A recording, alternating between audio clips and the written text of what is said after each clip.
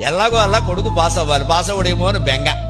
కానీ ఈవేళ అన్ని పరీక్షల్లోనూ నెగ్గి ఇంతమందిని కూర్చోబెట్టి మాట్లాడుతుంటే చూడడానికి నా తండ్రి లేడే, నా తండ్రి లేడే.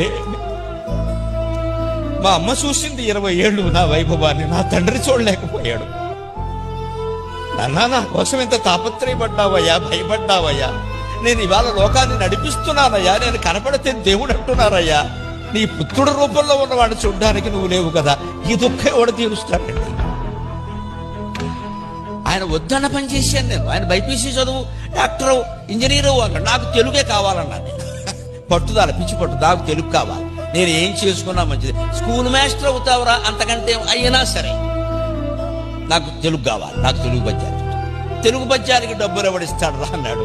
ఈవేళ తెలుగు పద్యాల మీద ఇల్లు కట్టుకుని ఆనందంగా బతుకుతున్నానండి. నా తండ్రి చూడడానికి లేడు కదా.